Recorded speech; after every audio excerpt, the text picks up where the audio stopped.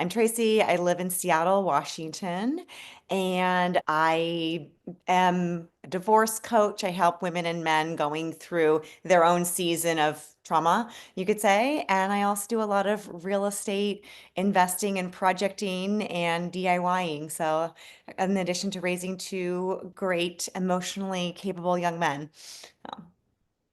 And I would feel this feeling in my stomach of like, oh, this is not right. Or I would notice things about my relationship, but I just started lying to myself. I started saying, like, oh, relationships are all really hard, or this is regular, that is regular. And I would fast forward to a pinnacle where for years, and this is what I think a lot of women can resonate with, like for years, I knew I was in a misaligned partnership. I knew it, but it just felt too hard to do anything about it.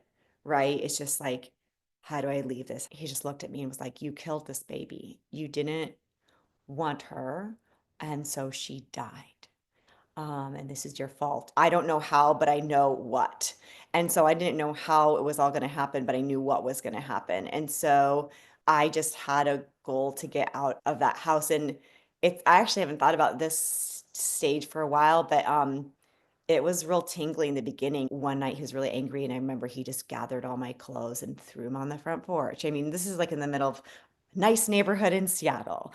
I fiercely knew I was going to get out of that home. I didn't realize how unfamiliar that feeling was for so many years. Right? That's what we know collectively. Like Collectively. we don't know how good it is until we're over there. I didn't realize something could just be smooth and simple. I was always like, when you're in a car, like waiting for the car crash, that's how I felt for a while. I didn't know what it meant to have peace. I didn't Yeah. know what it meant to have calm. And my body, my brain was like, this isn't familiar. I think one of the biggest freedoms in accident survival mode is the agency, that radical ownership of self. No is a complete sentence. But like just knowing like she'd spent years capitulating and doing things to keep the peace when that will never keep or create peace. Will never create peace. And we spend so much time thinking we can do the right thing, be correct, g- do what someone else wants you to do, and that will create peace. Who we become as a result of surviving isn't necessarily aligned with who we need to be in order to thrive. Survival is not the final destination. Tell me what you do want, Mhm. right? Survivor mode is, oh, I don't want that bad relationship. I don't want that bad toxic work environment, whatever. Oh, good, I don't have that. But what do you want, girl? Like you could go wherever. What do you want? I started this whole big remodeling journey too that I'm still in. But I just started putting little bits of beauty in my life. And that just reminded me of my beauty of what was possible, that there's always more. And that just having a baseline of peace wasn't where I was after. I was after the gorgeousness of life. But Right. oftentimes we want to make these like 180 jumps, and Yeah.